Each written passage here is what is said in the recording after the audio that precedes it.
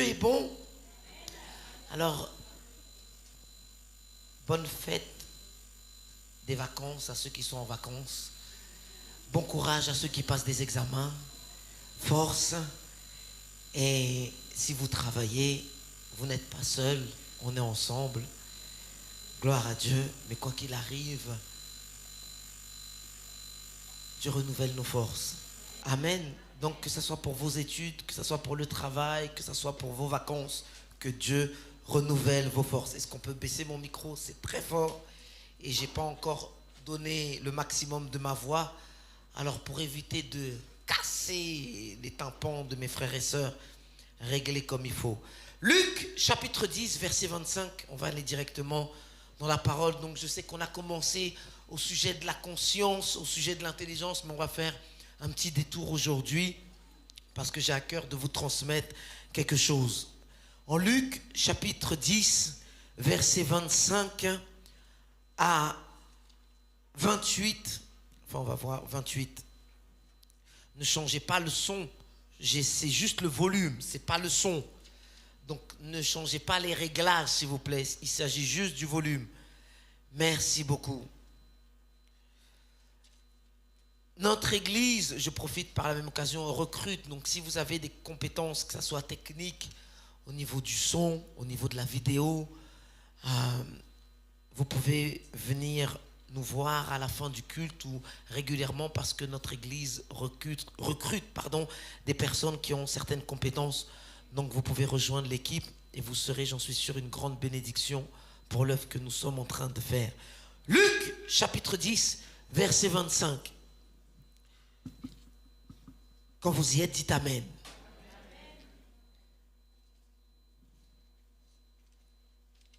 Alors j'ai pris plaisir à voir mes frères et sœurs danser. Voilà, quand il y a de la musique, apprenez à danser. Apprenez à cultiver la joie. La joie, c'est très important dans la vie du chrétien. La joie du Seigneur est notre force. Qu'est-ce qui fait que quelqu'un soit fort? C'est parce qu'il est dans la joie. Beaucoup de personnes viendraient à l'église si on savait cultiver cette atmosphère de joie, d'être comme un enfant dans la présence de Dieu. Alors si vous voyez votre frère, comme j'ai vu tout à l'heure, des frères et sœurs en train de danser, qui se tiennent la main, ne soyez pas des spectateurs. Entrez dedans et puis allez-y, trouvez un partenaire. Et qui sait si vous n'allez pas danser avec votre futur époux ou votre future épouse et puis vous êtes là en train de danser, vous vous regardez dans les yeux et puis après, on ne sait pas ce qui peut se passer. Alors on vous donne des opportunités à certains d'entre vous et vous ne savez pas les saisir. Ah! Moi, c'est parce que je suis ici à la base. Mais sinon, je serais là devant avec mon épouse en train de danser. Alléluia. Certains, vous avez des opportunités incroyables. On verra à la fin du culte si ça se renouvelle. Je ne sais pas, mais on verra. Oh là là, j'ai vu Sylvie et Christian. Ils m'ont ramené dans ma tendre jeunesse.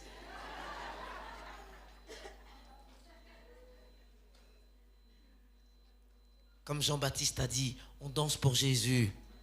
Amen. Alors de temps en temps, il faut danser pour Jésus. Amen. Vous aimez danser pour Jésus? Vraiment? Danse pour Jésus. Il faudrait qu'on ait une chanson comme ça. Il y a une chanson comme ça ou pas? On va l'inventer. On va la créer. Danse pour Jésus. Luc, chapitre 10, verset 25. Allez. Un docteur de la loi se leva et dit à Jésus pour l'éprouver: Maître, que dois-je faire pour hériter la vie éternelle? Jésus lui dit: Qu'est-il écrit dans la loi qui les tue?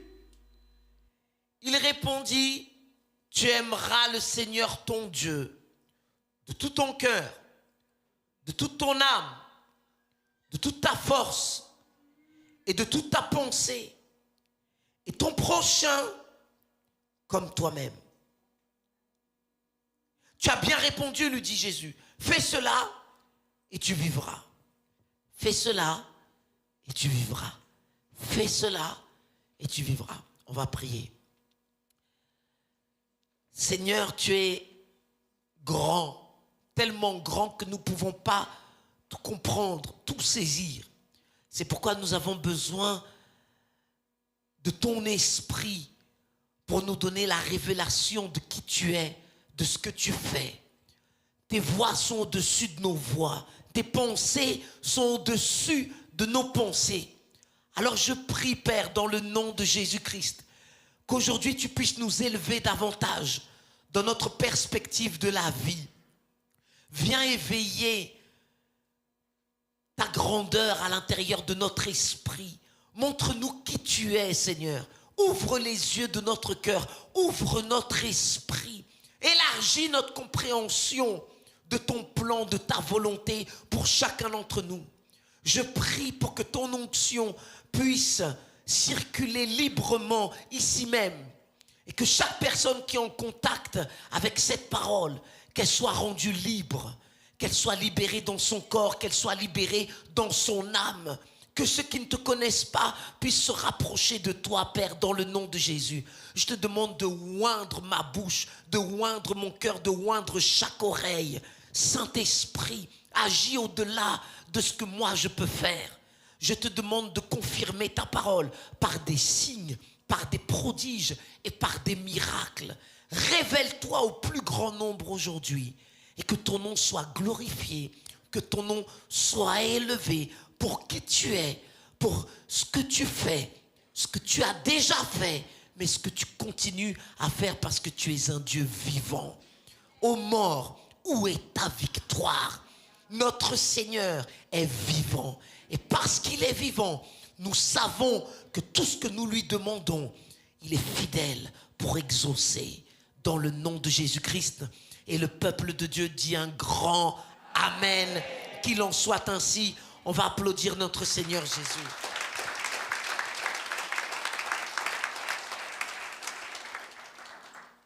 Alors, dans ce passage, nous avons Jésus qui est en contact avec un docteur de la loi. À l'époque, un docteur de la loi, c'était un expert dans la loi de Moïse, dans la Torah. Ce sont des personnes qui sont des spécialistes au niveau des Écritures. Elles ont une connaissance approfondie des commandements de Dieu, des traditions juives. Il ne s'agit pas d'ignorants. Et la Bible précise bien qu'il s'agit d'un docteur de la loi. En fait, leur rôle principal, c'était d'enseigner aux autres membres de leur communauté les Écritures, ce que Moïse a transmis de la part de Dieu. Et ce passage nous permet d'apprendre au sujet de Jésus lorsqu'il était confronté à certaines personnes d'un niveau intellectuel avec une connaissance assez élevée. Ne soyez jamais embarrassés lorsque vous êtes en contact avec des personnes qui ont un niveau intellectuel très élevé. Ne soyez jamais intimidés parce que vous avez en face de vous des docteurs de la loi. Vous savez, on peut avoir des titres très élaborés, mais ce n'est pas parce que je n'ai pas un certain diplôme que je suis une personne inférieure. Alors ne soyez jamais intimidés si dans votre parcours, vous allez rencontrer des personnes qui ont beaucoup de connaissances. Maintenant, Jésus était bien plus qu'un docteur de la loi. Jésus était bien plus grand que cette personne. Mais ce docteur a posé une question à Jésus, non pas pour apprendre, mais pour l'éprouver. Tout le monde ne pose pas des questions pour les mêmes raisons. Vous avez sûrement dû remarquer que des personnes vont venir vers vous pour vous poser certaines questions. Mais il faut savoir pourquoi une personne pose des questions. Vous allez trouver des personnes qui posent des questions parce qu'elles veulent vous déstabiliser. Vous êtes peut-être un leader de GF, vous avez transmis l'enseignement qui est dans votre manuel. Et puis à la fin, vous demandez, est-ce qu'il y a des questions? Bien sûr, vous avez enseigné sur un sujet, mais il ne manquera pas de personnes qui veulent voir à quel point vous avez de la maîtrise ou à quel point elles peuvent facilement vous déstabiliser. Alors, vous avez enseigné par exemple au sujet de la foi, mais quelqu'un va poser la question au sujet de l'avènement de Jésus. Bien sûr, cette question n'a rien à voir avec l'enseignement, mais c'est pour vous déstabiliser. Il y a des personnes qui viendront vers vous pour vous déstabiliser. Et ce docteur de la loi pensait pouvoir déstabiliser Jésus. Or, Jésus est le roc. Pour déstabiliser Jésus, croyez-moi, il en faut bien plus qu'une question. Parce que la Bible nous dit clairement, il lui a posé une question pour l'éprouver. Les personnes qui veulent vous déstabiliser, elles pensent qu'elles connaissent les réponses que vous n'avez pas. Et elles veulent vous prouver que vous ne savez pas. Il y a d'autres personnes qui posent des questions simplement pour se rendre intéressant. Elles veulent attirer l'attention sur elles. Alors, pour attirer l'attention, elles trouvent un moyen de poser une question. Dieu nous donne des précisions dans ce passage. Tout le monde était assis. Ce n'est pas écrit, mais Jésus enseignait, il y avait ses disciples. Et lui, le docteur de la loi qui était là, la Bible nous dit qu'il s'est levé. Donc au départ, il était assis. Là, je vois la plupart de vous, vous êtes assis. Si l'un d'entre vous se lève, tout le monde va le remarquer, tout le monde va le voir. Alors cette personne, non seulement elle se lève devant tout le monde et elle pose une question à Jésus. Il y a des personnes qui vont vous poser des questions, non pas pour vous déstabiliser, non pas pour se faire remarquer, mais simplement parce qu'elles veulent apprendre. Il y a de la puissance dans les questions. Parce qu'une question peut vous donner des réponses. Lorsque vous posez la bonne question à la bonne personne, vous allez obtenir la bonne réponse. Alors, apprenez à discerner les questions qui méritent des réponses et celles qui ne servent à rien. Ce n'est pas parce qu'une personne vous pose une question que vous devez absolument répondre. Ayez du discernement pour savoir dans quel but cette personne pose une question. Alors le docteur de la loi, dites avec moi docteur. Tout le monde ne peut pas être appelé docteur. Ceux qui ont un doctorat, on les appelle des docteurs. Le docteur de la loi pose une question à Jésus pour l'éprouver. Mais Jésus est tellement intelligent qu'au lieu de s'empresser à répondre, il répond à la question avec deux questions. Quand quelqu'un vous répond à votre question par une question, c'est parce que soit il n'a pas envie de répondre, soit il veut que vous vous creusiez un petit peu plus la tête. Parfois, mes enfants me posent des questions. Elle est où la bouteille d'eau? Et je n'ai pas envie de leur dire où se trouve. Je sais où est la bouteille d'eau, mais je veux qu'ils se cassent un peu la tête. Alors je vais leur dire, tu as regardé là où elle est d'habitude? Vous me posez une question, je vous repose la question. En général, on n'aime pas ça. On veut une réponse. On veut tout de suite. Hein, mesdames? Vous voulez les réponses tout de suite, là, maintenant. Mais Jésus est un expert à nous faire penser un peu plus. Et aujourd'hui, je voudrais faire appel un peu à votre capacité à penser. Ce docteur de la loi vient vers Jésus, il lui pose une question. Mais Jésus lui retourne. Alors, il lui dit, qu'est-il écrit dans la loi? Qui lis-tu? En d'autres mots, est-ce que tu as pris le temps de savoir ce que Dieu dit dans sa parole? Est-ce que tu as pris le temps toi-même de plonger tes regards dans la parole? Vous savez, nous avons beaucoup de questions. Tout au long de notre vie, nous aurons des questions. Mais Dieu est un Dieu de réponses. Et parfois, nous ne prenons pas le temps de regarder dans la parole pour savoir ce que Dieu dit au sujet de nos questions. Peut-être que la réponse ne va pas être écrite noir sur blanc, mais sûrement que dans la parole de Dieu, tu trouveras des réponses qui vont t'amener à une autre question et tu trouveras encore un cheminement qui un jour te donneront la réponse à ta question. Est-ce qu'on prend le temps de lire dans la parole ce que Dieu dit au sujet de la guérison, par exemple? Est-ce qu'on prend le temps de lire dans la parole ce que Dieu dit au sujet du mariage? Est-ce qu'on prend le temps de lire dans la parole ce que Dieu dit au sujet de la famille? Est-ce qu'on prend le temps de lire dans la parole ce que Dieu dit au sujet des finances? Alors Jésus dit à ce docteur, tu viens vers moi avec une question, et elle est bonne ta question, mais qu'est-ce que la loi de Dieu dit? Qu'est-ce qui est écrit? En d'autres mots, va là où tu dois aller et cherche la réponse. Ne remettez pas votre vie entre les mains de quelqu'un qui n'a pas la réponse. Parce que vous pouvez poser les bonnes questions aux mauvaises personnes. Est-ce qu'on est en train de lire au sujet des promesses de Dieu pour notre vie?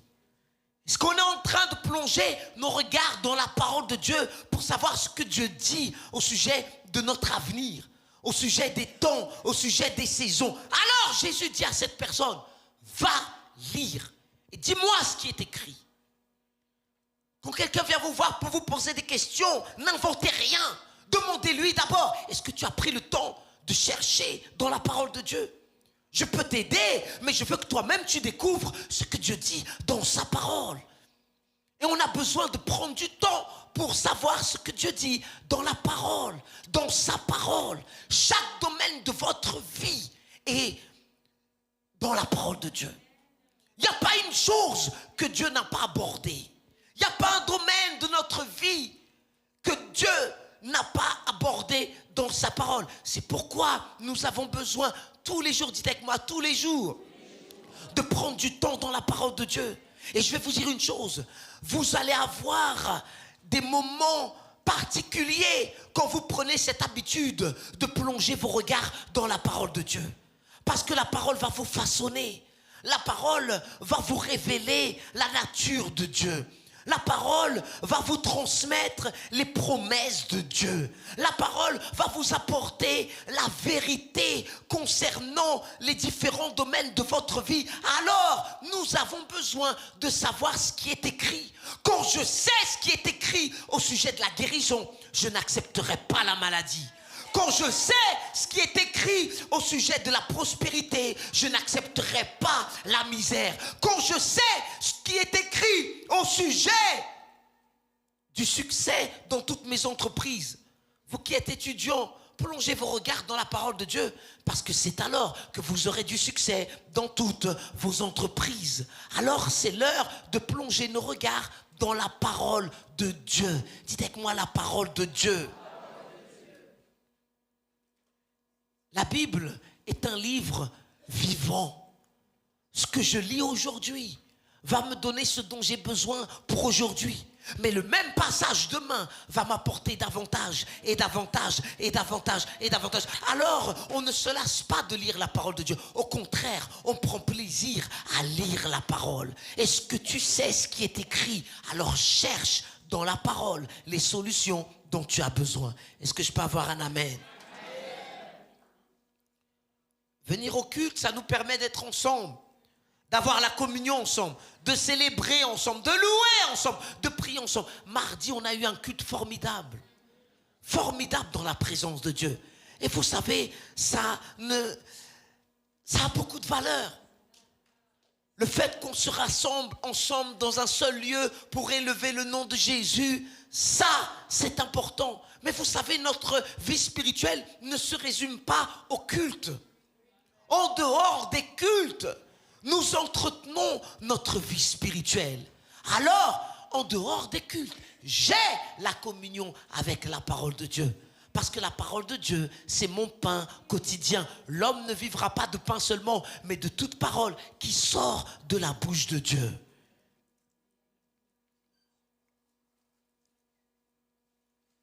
Maintenant, ce docteur de la loi, un expert de la loi de Moïse, de la Torah, pose une question à Jésus. Maître, que faut-il faire pour hériter la vie éternelle?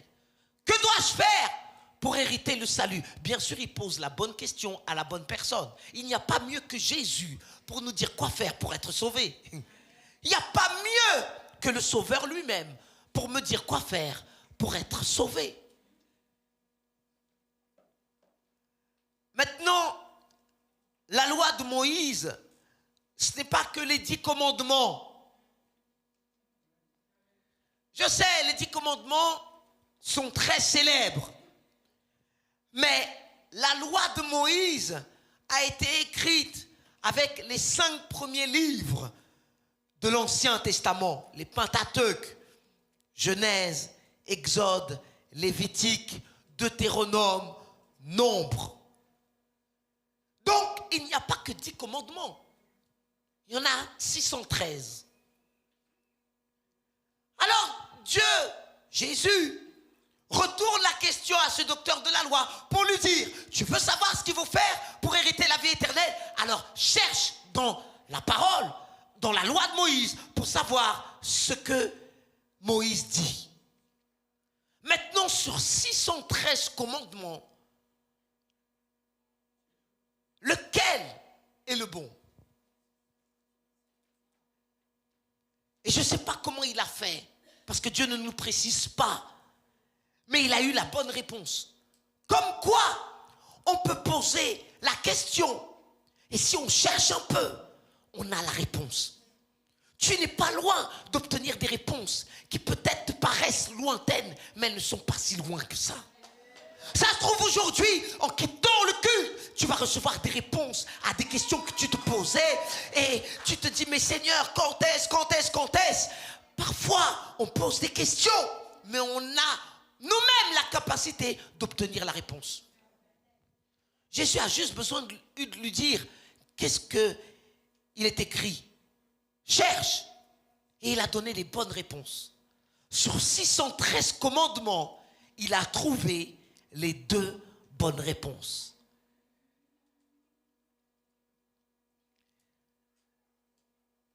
Mettez avec moi le verset 27. Matthieu 22, 37, pardon.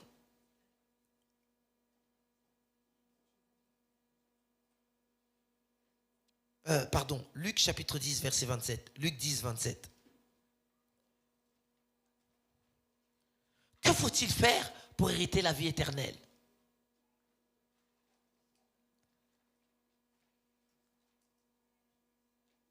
Verset 27. Il répondit, tu aimeras le Seigneur ton Dieu de tout ton cœur, de toute ton âme, de toute ta force et de toute ta pensée, et ton prochain comme toi-même. Tu as bien répondu, lui dit Jésus, fais cela et tu vivras. Aujourd'hui, je voudrais vous parler de notre amour pour Dieu. Notre amour pour Dieu. Quel est l'état de notre amour pour Dieu? Cet homme a eu la bonne réponse. Tu aimeras le Seigneur ton Dieu de tout ton cœur, de toute ton âme, de toute ta force et de toute ta pensée, et ton prochain comme toi-même. C'est avec moi amour. Lorsque nous avons un commandement de Dieu,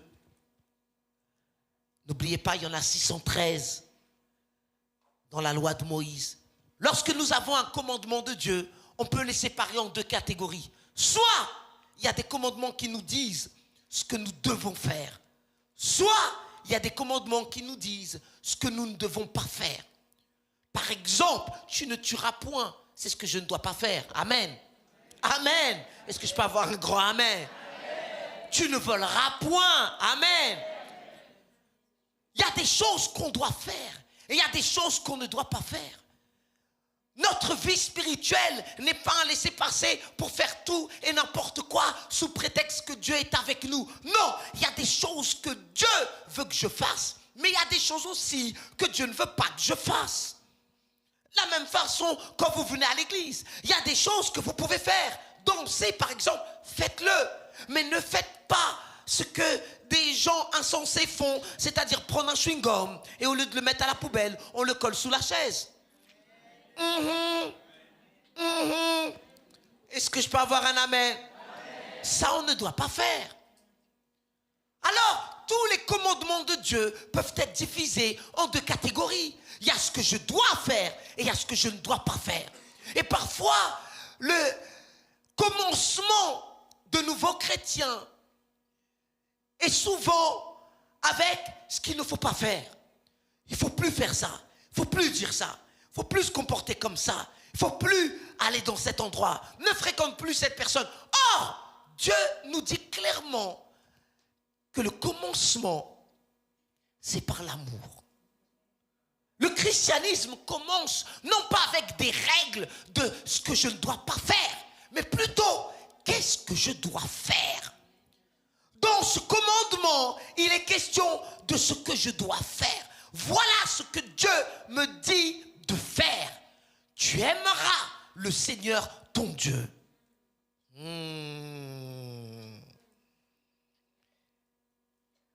Le commencement de notre marche avec Dieu, c'est l'amour. C'est l'amour. Ça commence par là. Si vous ne connaissez pas le Seigneur Jésus et que vous voulez le suivre, sachez que la première chose que Dieu veut, c'est l'amour. Alors, le docteur a eu la bonne réponse. Tu aimeras le Seigneur ton Dieu. Laissez-moi m'arrêter là pour l'instant. Tu aimeras qui? Il faut que tu saches qui tu dois aimer. Il y a des personnes qui ne savent pas qui aimer, alors elles aiment tout le monde. Elles aiment des personnes qu'elles ne doivent pas aimer. Ça vous est déjà arrivé d'aimer quelqu'un que vous n'auriez pas dû aimer? Vous dites pas amen. Vous avez aimé cette personne, mais après vous regrettez de l'avoir aimée. Or, Dieu dit clairement, tu aimeras le Seigneur ton Dieu. Numéro 1, je dois savoir qui il est. Il est Seigneur. Ce n'est pas n'importe qui dont il est question ici. Il s'agit du Seigneur. Il s'agit de celui qui est au-dessus de tous les noms. Il s'agit de celui qui règne. Il s'agit du roi des rois. Il s'agit de celui qui est en haut, celui qui a tout pouvoir. Il ne s'agit pas de n'importe qui. Numéro 1, je dois savoir qui je dois aimer. Tu aimeras le Seigneur. Il n'est même pas question du Sauveur. Il est question du Seigneur. Il y a une différence entre vouloir aimer le Sauveur et aimer le Seigneur. Le Seigneur, c'est celui qui me dirige. Le Seigneur, c'est celui qui me donne des instructions. Le Seigneur, c'est celui qui a le contrôle de ma vie. Est-ce que tu aimes le Seigneur? Et puis il rajoute ton Dieu. Dis à quelqu'un ton Dieu. Qu'est-ce qui fait que tu viennes à l'église? Ça devrait être parce que tu aimes le Seigneur, ton Dieu. C'est peut-être un ami qui m'a amené au Seigneur. Mais si cet ami a décidé pour X raisons de ne plus suivre le Seigneur, il n'est pas juste son Dieu. Il est mon Dieu. Ça veut dire que j'ai une relation personnelle avec lui. Je ne dépends pas de la spiritualité des autres pour aimer Dieu. Je ne dépends pas du feu des autres pour être en feu. Je ne dépends pas de la révélation des autres pour savoir qui est celui que j'aime. Il y a des personnes qui viennent à l'église, qui suivent le Seigneur parce que leurs copains et leurs copines viennent à l'église. Et puis il y a des personnes qui ont décidé que même si elles seront les seules de leur famille à suivre Dieu, elles savent qui est leur Seigneur et elles savent qui est leur Dieu. Je ne veux pas vivre au crédit des autres. Je ne veux pas vivre aux dépens des autres. Je ne veux pas que ma vie spirituelle soit toujours entre les mains de quelqu'un d'autre. Parce que tant que la personne est forte, alors moi je suis fort spirituellement. Mais le jour où la personne n'est plus forte, il y a des personnes qui disent je suis déçu parce que cette personne ne vient plus à l'église. Elle a tombé. Alors si c'est comme ça, moi je ne viens plus à l'église. Et le Seigneur ton Dieu est toujours sur le trône. Le Seigneur ton Dieu n'est pas tombé. Alors, si je sais qui il est, On est habitué à aimer toutes sortes de choses. D'ailleurs, même le mot amour a été diminué. Il ne faut pas confondre appréciation et amour. Ce n'était pas la même chose. Aujourd'hui, on dit j'aime le café. J'aime le rouge. J'aime les fleurs. Et puis on utilise le même mot auprès de Dieu. Or, à l'époque, le mot amour avait beaucoup de signification. Tu aimeras le Seigneur, ton Dieu. Est-ce que quelqu'un aime le Seigneur, son Dieu? Amen. Amen. Amen. Amen. Amen. Amen. Gloire à Dieu. Tu aimeras le Seigneur, ton Dieu. Oh là là. Tu aimeras le Seigneur, ton Dieu. Donc c'est le premier. C'est celui qui est important. C'est la base de toute chose. Allez en Matthieu. Matthieu chapitre 22, verset 37.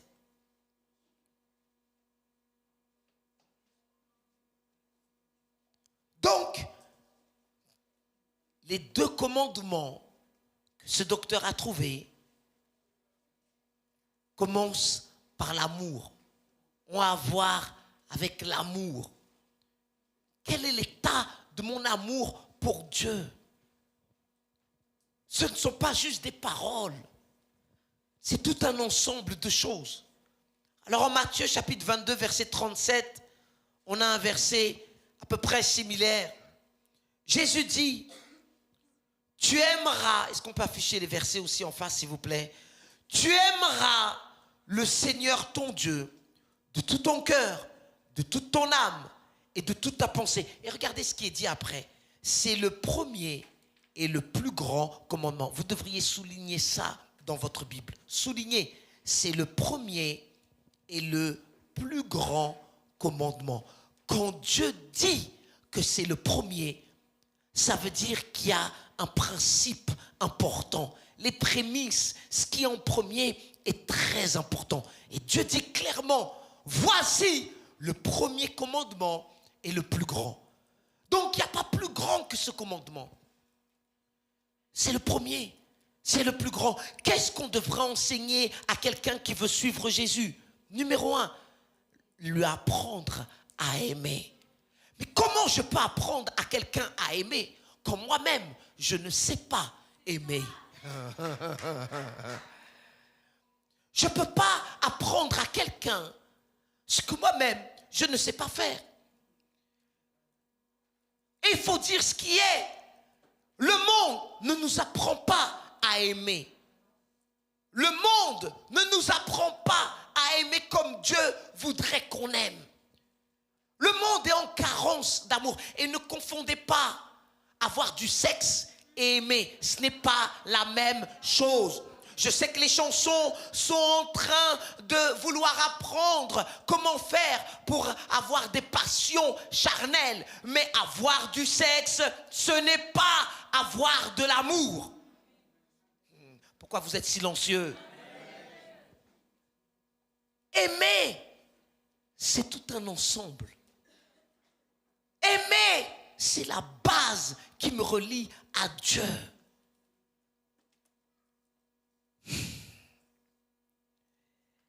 Alors, parmi les 613 commandements, le premier et le plus grand, c'est d'aimer le Seigneur, notre Dieu, de tout notre cœur, de toute notre âme, de toutes nos forces.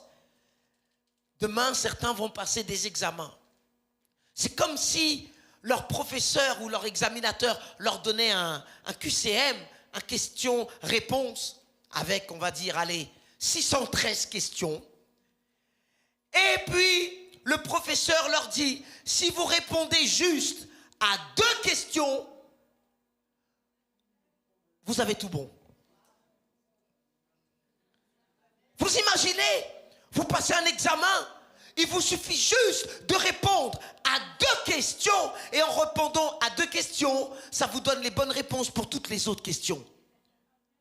Ça veut dire que si je sais pratiquer les 2 commandements, tout le reste, c'est bon. Si je sais comment faire avec les 2 commandements les plus importants, le plus grand, tout le reste, ça va suivre. Et parfois, on commence avec le reste au lieu de commencer avec l'essentiel. Comment je peux faire pour connaître Dieu? Numéro 1, cherche à l'aimer. Il faut que tu l'aimes. Maintenant, si j'aime Dieu comme je dois aimer Dieu, tout le reste va suivre. Qu'est-ce qu'on doit faire avec les nouveaux convertis? Leur apprendre à aimer. Qu'est-ce qu'on doit faire pour que tout le reste soit à sa place? C'est d'aimer. Tu aimeras le Seigneur ton Dieu. Pas à ta façon. Pas comme le monde enseigne, mais comme Dieu veut. Alors ça veut dire une chose. Dieu ne va pas me demander de faire quelque chose que je ne peux pas faire. Il y a des choses que Dieu me dit de ne pas faire. Et il y a des choses que Dieu me dit de faire. Donc, si Dieu me dit, aime, c'est que je peux aimer. Si je vois Chris, vous m'aimez? Ok, d'accord. Si je vois Christ et je dis, Christ, voici le commandement de Dieu. Soyez blonds aux yeux bleus.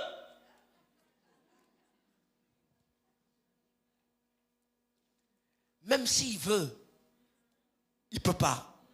Enfin, on peut essayer avec des crèmes, frotter, mettre des lentilles ou autre, mais vous savez, il ne peut pas.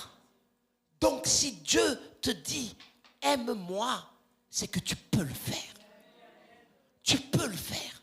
Dieu ne va pas me demander quelque chose que je ne peux pas faire. Donc nous tous ici, nous avons la capacité d'aimer Dieu. Qu'est-ce que Dieu veut de ta part? C'est que tu l'aimes. Est-ce que tu aimes Dieu? On va le voir. L'apôtre Paul disait que sans l'amour, il n'était rien. En 1 Corinthiens chapitre 13, j'aimerais que vous puissiez suivre versets 1 à 3. 1 Corinthiens 13, versets 1 à 3. Et l'apôtre Paul dit ceci. Quand je parlerai les langues des hommes, les versets s'il vous plaît. Quand je parlerai les langues des hommes et des anges, si je n'ai pas l'amour, je suis un airain qui résonne ou une cymbale qui retentit. Et quand j'aurai le don de prophétie, il y a des personnes qui cherchent les dons, ils veulent le don de prophétie. Quand j'aurai la science de tous les mystères et toute la connaissance, quand j'aurai même toute la foi jusqu'à transporter des montagnes, si je n'ai pas l'amour, je ne suis rien. Donc, je peux avoir des choses impressionnantes, mais si je n'ai pas l'indispensable qui est l'amour, je ne suis rien. Je peux avoir la foi qui déplace des montagnes. Je peux avoir le don de prophétie. Je peux avoir toute la connaissance de Dieu. Mais si je n'ai pas l'essentiel, même les choses spirituelles que j'ai, ça ne vaut rien. Alors, Dieu me dit que je peux obtenir les dons spirituels sans avoir l'essentiel.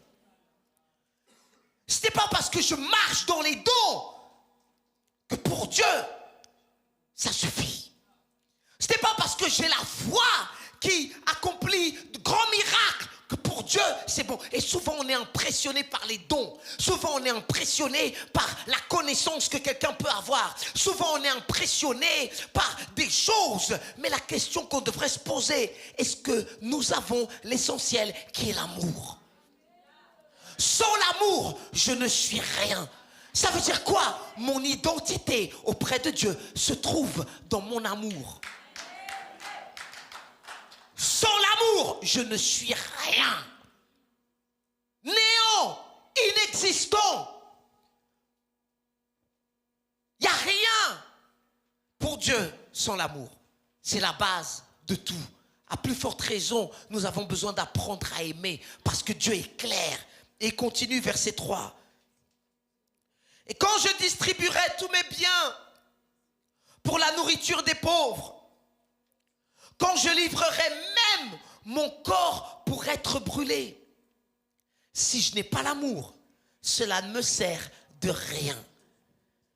Arrête de perdre ton temps à faire des choses sans te rassurer d'avoir l'essentiel, c'est-à-dire l'amour. Parce que tout ce que je fais sans l'amour pour Dieu, ça équivaut à rien du tout. Vous imaginez passer tout notre temps à faire des choses, faire. Et j'arrive à un moment donné à la conclusion que finalement, tout ce que j'ai fait ne sert à rien. Pourquoi ça ne sert à rien ? Parce que je n'avais pas l'indispensable, je n'avais pas l'essentiel, je n'avais pas la base. Et la base, c'est quoi ? L'amour. Avant de vouloir faire des choses pour Dieu, apprends à aimer le Dieu pour qui tu as envie de faire des choses. Il y a des gens qui font des choses pour Dieu, mais ils n'aiment pas Dieu. Il y a des gens qui prêchent l'évangile, mais ils n'aiment pas Dieu.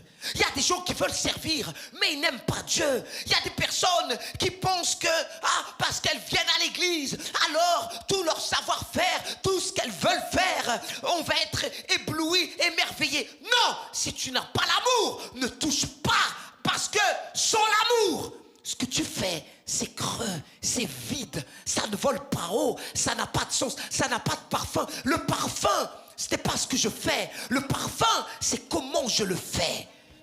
Tu peux être à la louange et ne pas avoir une belle voix, mais ton amour pour Dieu va faire que Dieu va utiliser ton amour et va compenser la tonalité que peut-être tu n'arrives pas à atteindre. Peut-être que tu n'as pas toute la connaissance et tu vas dans un groupe familial, mais ton amour pour Dieu va faire que ton manque de connaissance, enfin toute la révélation que d'autres veulent avoir et n'ont pas, ou peut-être ils ont, tu vas juste ouvrir la bouche avec ce que tu as. Mais tu es tellement rempli d'amour que ton amour sera un parfum de bonne odeur auprès de Dieu. Oh, je ne sais pas à qui je parle aujourd'hui. Je ne sais pas à qui je parle aujourd'hui. Dieu ne cherche pas nos exploits. Dieu recherche notre amour. À quel point tu aimes Dieu. D'abord, j'aime. Ensuite, je fais. D'abord, j'aime. Et ensuite, je fais.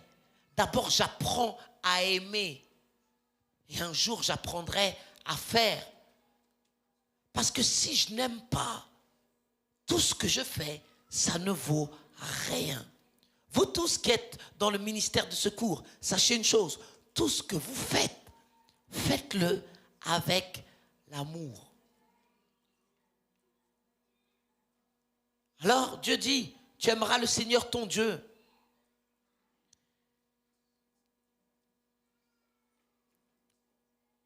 Si je vais dans mon groupe familial, c'est parce que j'aime le Seigneur. Si je sers dans un département, c'est parce que j'aime le Seigneur. Si je viens au culte, c'est parce que j'aime le Seigneur. Si je donne à Dieu, c'est parce que j'aime le Seigneur. Si je médite sur la parole, c'est parce que j'aime le Seigneur. Si je prie, c'est parce que j'aime le Seigneur. La base de tout, c'est l'amour. Alors, Dieu nous donne un commandement qu'on peut accomplir. Et Dieu dit, je veux que vous m'aimiez. Je veux que vous soyez amoureux de moi. Je veux que vous soyez passionnés par moi. Et puis Dieu précise de quelle manière on doit l'aimer. Parce que chacun a sa façon, a son interprétation au sujet de l'amour. Mais Dieu veut nous rendre la tâche facile. Numéro 1, je veux que vous m'aimiez. C'est clair pour vous? C'est clair pour tout le monde? Quelqu'un a un doute là-dessus? Non, Dieu est clair. Voilà le plus grand commandement. Je veux que vous m'aimiez. Comment? Et c'est là que la chose arrive. Je veux que vous m'aimiez. Ok. Mais de tout votre cœur, de toute votre âme, de toute votre force et de toute votre pensée. Dieu précise qu'il y a des degrés d'amour. Il y a des paliers, il y a des niveaux. Tous ceux qui aiment n'aiment pas avec la même intensité d'amour. Tout le monde n'est pas au même niveau d'amour.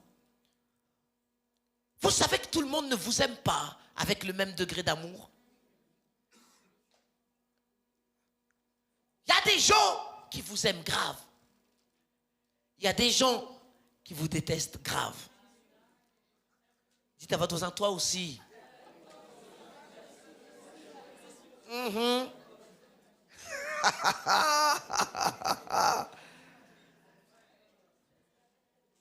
Il faut vraiment être naïf pour croire que tout le monde nous aime.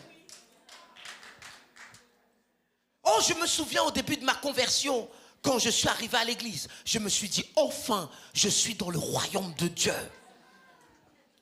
Et je pensais que parce que j'étais à l'église, tout le monde avait une auréole au-dessus de la tête. Tout le monde était rempli du Saint-Esprit, qu'il n'y avait aucune faille chez quiconque.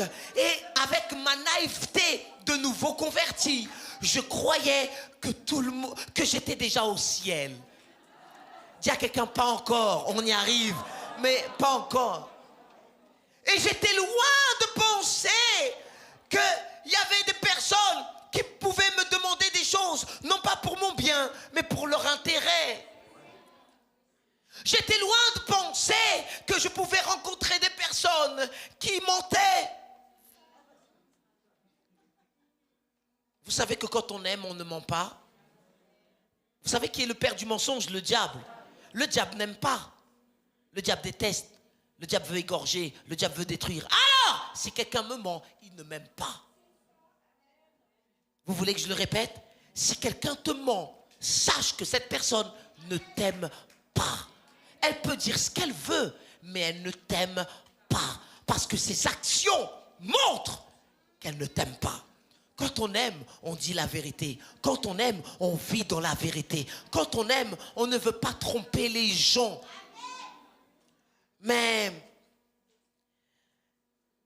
il y a des degrés d'amour. Vous savez que Dieu nous fait comprendre quelque chose dans ce passage. Et je veux que vous compreniez ça aujourd'hui. Dieu te dit, je veux que tu m'aimes. Comment? De tout ton cœur. Dites avec moi, tout ton cœur. Parlez-vous à vous-même. Toute ton âme. Toute ta force. Toute ta pensée. Quand tu aimes de tout ton cœur, de toute ton âme, de toute ta force, de toute ta pensée, il n'y a plus de place pour le reste. Maintenant, ça ne va pas arriver du jour au lendemain. C'est un processus. Dieu nous montre quelle est la destination.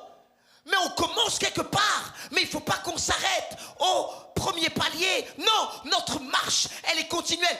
Tant que nous sommes sur la terre, nous avons besoin d'apprendre à nous perfectionner dans notre amour pour Dieu, à qui je parle aujourd'hui. Quand tu aimes de tout ton cœur, le jour où tu seras arrivé au stade où tu aimes Dieu de tout ton cœur, alors ton cœur est tellement rempli de l'amour de Dieu qu'il n'y a plus de place pour aimer autre chose que Dieu. Quand tu aimes de toute ta force, quand tu as donné toute ta force pour aimer Dieu, tu n'as plus de force pour d'autres choses. Quand tu aimes Dieu avec toute ta pensée, tu n'as plus le temps de penser à d'autres personnes. Quand tu aimes Dieu de toute ton âme est tellement captivée par Dieu qu'il n'y a plus de place pour le reste. Alors mon amour n'est pas pendant un moment du culte. C'est un processus qui doit aller croissant avec les années. Tu commences à un niveau, mais ne t'arrête pas à ce niveau. Ton but c'est quoi? Il faut qu'un jour j'aime Dieu de tout mon cœur, de toute mon âme, de toutes mes forces et de toute ma pensée. Est-ce que je peux avoir un amen? Mais un vrai amen avec l'amour. Donc, plus j'avance dans ma relation avec Dieu, moins il y a de place pour aimer autre chose.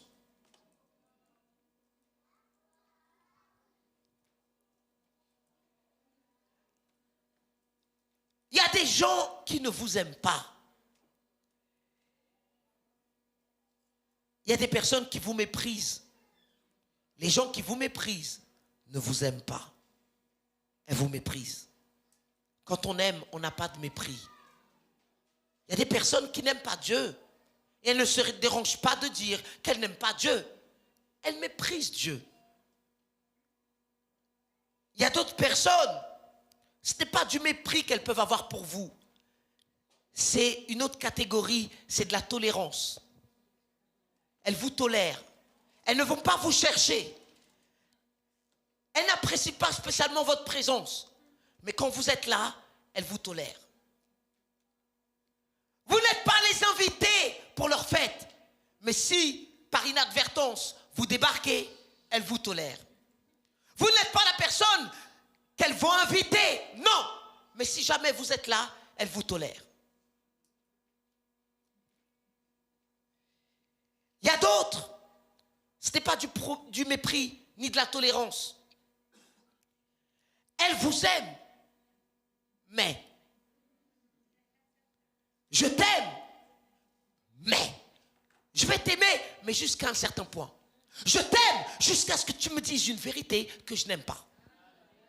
Je t'aime jusqu'à ce que tu me refuses quelque chose que je veux avoir.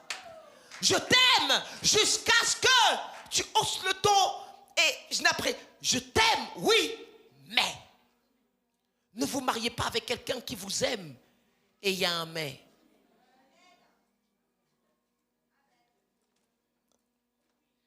Parce qu'une femme veut l'exclusivité. Mesdames, parlez avec moi. Mais il y a des hommes qui ne comprennent pas ça. Elles veulent aimer une femme, mais ils veulent garder des relations avec leurs copines, avec leurs amis. Non, mon ami, si tu veux aimer cette femme, il faut que tu apprennes. Oh. Non,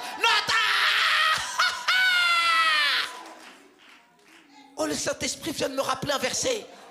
Marie, aimez votre épouse comme Christ a aimé l'Église. Ça veut dire quoi? Tu aimes ton épouse avec l'amour de Dieu. Et Dieu nous dit comment lui, il veut être aimé. Ça veut dire quoi? Exclusivité totale. Je veux que tu m'aimes de tout ton cœur, de toute ton âme, de toute ta force, de toute ta pensée. Ça veut dire que quand tu as de la pensée que pour ta femme, tu ne penses pas à d'autres femmes. Oh, messieurs, vous m'avez laissé tomber. Messieurs, parlez avec moi. Vous qui êtes mariés, messieurs, parlez avec moi. Alors, quand tu es au restaurant, tu regardes ta femme dans les yeux. Et si la waitress, la serveuse, elle arrive,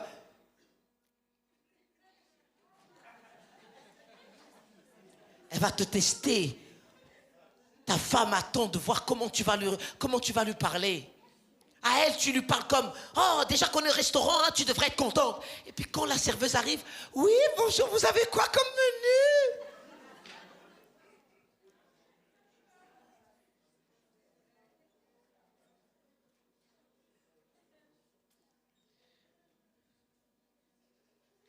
Je t'aime. Oui, mais, monsieur, si tu es prêt pour le mariage, il faut que tu aimes ton épouse. Je vais me mettre dans des problèmes. Plus que ta maman.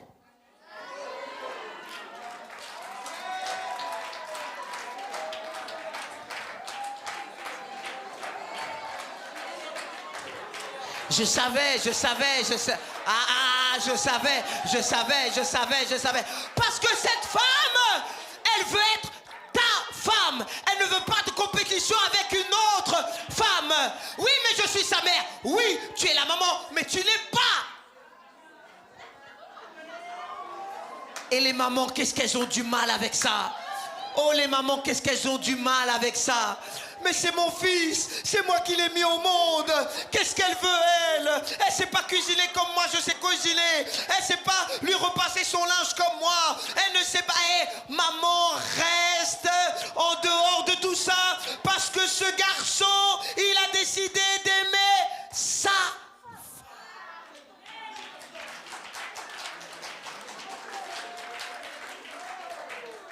Aïe, aïe, aïe. Aïe, aïe, aïe. Aïe, aïe, aïe.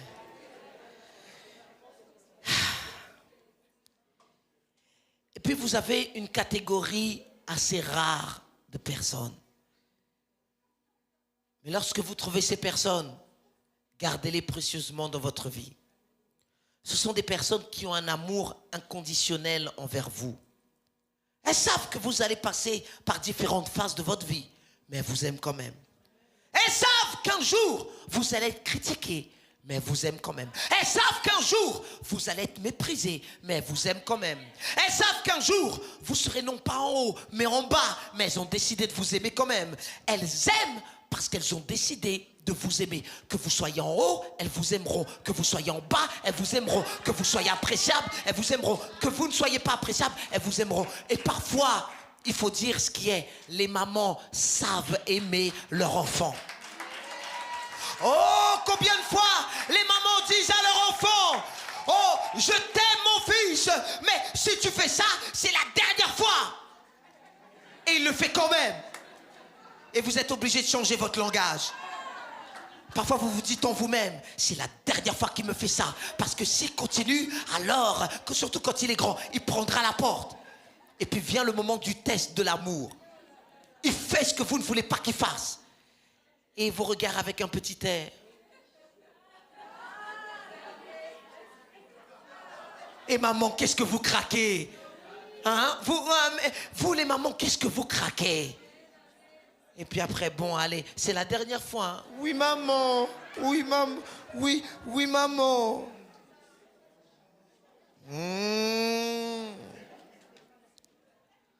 Vous savez que notre amour pour Dieu doit être inconditionnel. Vous savez que notre amour pour Dieu doit être sans intérêt. D'ailleurs, pourquoi Dieu nous demande de l'aimer? Pourquoi Dieu a résumé le plus grand commandement avec l'amour pour lui?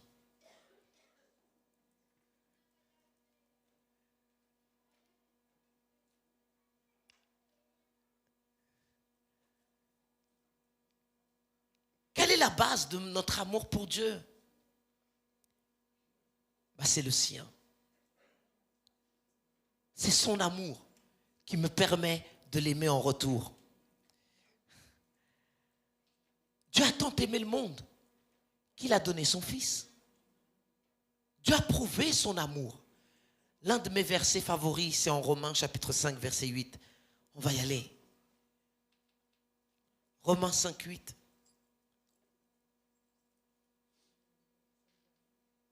Alors, est-ce que vous aimez Dieu? Est-ce que vous voulez aimer davantage le Seigneur? Maintenant, regardez en Romains, chapitre 5, verset 8. Mais Dieu, vous y êtes? Vous êtes avec moi? Mais Dieu prouve son amour envers nous, en ce que lorsque nous étions encore des pécheurs, Christ est mort pour nous. Oh là là là là là là là là. Quand tu étais dans la boîte de nuit, Dieu t'aimait. Quand tu étais en train de faire les pires bêtises de ta vie, Dieu t'aimait. Toi, tu ne le savais pas, mais Dieu était déjà en train de t'aimer.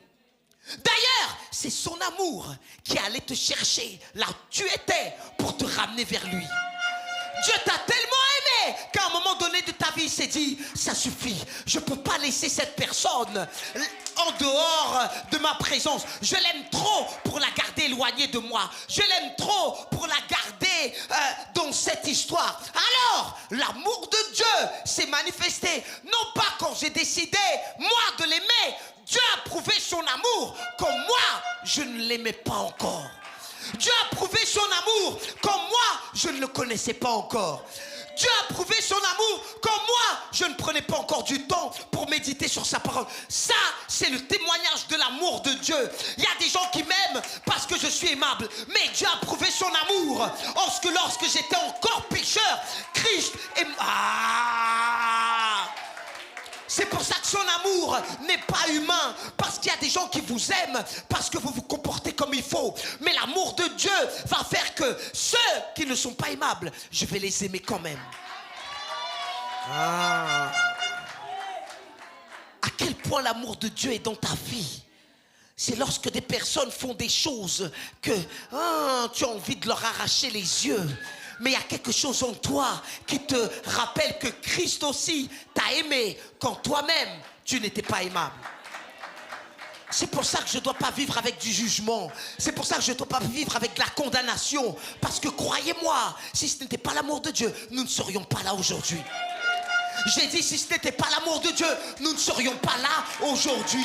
Quelqu'un a ce témoignage que si ce n'était pas l'amour de Dieu, je ne serais pas comme je suis aujourd'hui. Peut-être que je n'ai pas pris le temps de vous raconter mon témoignage. Peut-être que je n'ai pas pris le temps de vous dire où Dieu est allé me chercher. Mais j'en suis sûr qu'ici, il y a des personnes qui savent que si ce n'était pas l'amour de Dieu, je ne serais... Le fait que je sois vivant, c'est l'amour de Dieu. Le fait que j'ai toute ma tête aujourd'hui, c'est l'amour de Dieu. Le fait que j'ai envie de bien me comporter, c'est l'amour de Dieu. Mais je sais que Dieu a prouvé son amour envers moi lorsque j'étais encore pécheur. Alors ta famille qui n'est pas sauvée, au lieu de leur donner des leçons de morale, au lieu de vouloir être le juge de la loi, sache que même eux qui ne connaissent pas encore le Seigneur, Dieu les aime.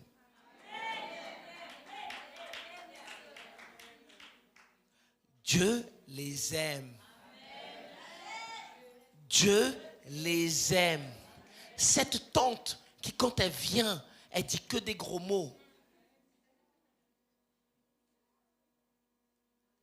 Tu sais que Dieu l'aime?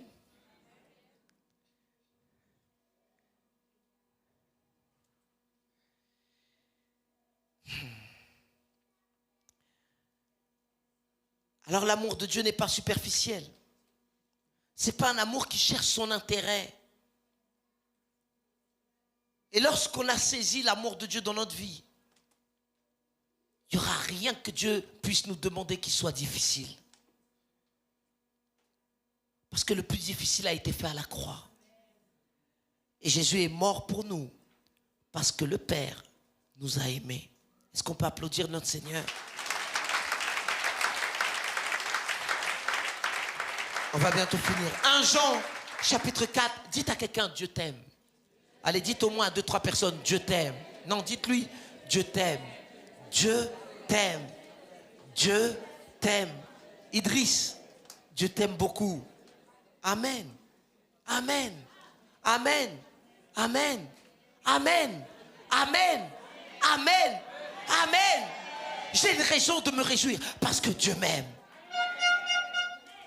L'amour de Dieu, ce n'était pas le fait d'avoir une promotion au travail. Ce n'était pas parce que mon frère a été promu au travail et que moi je n'ai pas été promu que Dieu ne m'aime pas et Dieu l'aime plus à lui.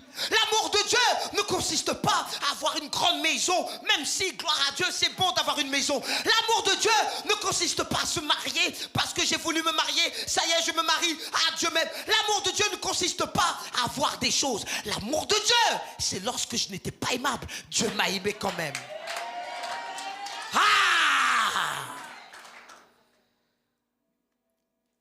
1 Jean chapitre 4 verset 9. Et regardez, Église, il faut qu'on augmente dans notre amour pour Dieu. Il faut qu'on se perfectionne dans notre amour pour le Seigneur. 1 Jean 4 verset 9 à 10, vous y êtes? Et l'amour consiste en ceci. Ce n'est pas nous qui avons aimé Dieu, mais c'est lui qui nous a aimés. Et il a envoyé son Fils comme victime expiatoire pour nos péchés. Bien-aimés, si Dieu nous a ainsi aimés, nous devons aussi nous aimer les uns les autres. Ce n'est pas moi qui ai aimé Dieu en premier, c'est lui qui m'a aimé. C'est lui qui m'a aimé. Alors parce que Dieu m'a aimé, moi aussi je peux l'aimer en retour. En fait, comprenez ceci. Son amour dans notre vie,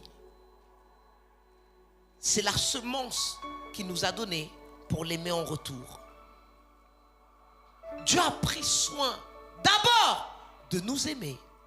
Il nous donne la semence, son amour, afin que nous, en retour, on puisse l'aimer. Donc, nous tous ici, nous avons la capacité d'aimer Dieu. C'est en notre pouvoir d'aimer Dieu. On peut le faire. D'abord, il faut que tu saches que Dieu t'a aimé. D'abord, il faut que tu saches que Christ est mort pour toi comme victime expiatoire.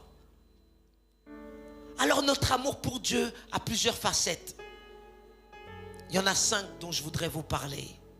Numéro 1, notre amour pour Dieu est un amour de filiation. C'est l'amour d'un enfant vers son Père Céleste. Nous sommes tous ici des enfants. Ça veut dire que j'ai une relation intime qui est basée sur la confiance, qui est basée sur l'obéissance. J'obéis parce que j'aime. Je fais confiance parce que j'aime. Je dépends de Dieu parce que je l'aime. Il est mon Père Céleste. Jésus a enseigné ses disciples à prier. Quand vous priez, priez notre Père qui est aux cieux. Ce n'est pas un Dieu étranger. Ce n'est pas un Dieu que je vous vois. Ce n'est pas un Dieu lointain. Non, c'est mon papa. Voilà qui est mon Dieu. Il y a des personnes qui sont choquées parce qu'on tutoie Dieu. Plus la relation est proche, plus il y a de la proximité et plus il y a de l'intimité. La première facette de l'amour que nous devons avoir avec Dieu, c'est une facette de filiation. Il est mon Père. Si je fais du mal à ses enfants, je dois savoir que Papa, dans les cieux, il veille sur ses enfants. Vous savez que Dieu veille sur vous? Vous savez que Dieu prend soin de vous parce que vous êtes ses enfants. Vous n'êtes pas n'importe qui. Ne laissez pas les gens vous marcher dessus. Vous êtes un enfant de Dieu. Et mon Père est bienveillant. Mon Père est un Dieu d'amour. Deuxième facette, c'est un amour adorateur. J'aime Dieu, alors je l'adore. Je reconnais sa grandeur. Je reconnais sa majesté. Je reconnais sa sainteté. Pourquoi j'adore? Ce n'est pas une chanson, c'est parce que j'aime Dieu. Une autre facette, c'est un amour de gratitude. J'aime Dieu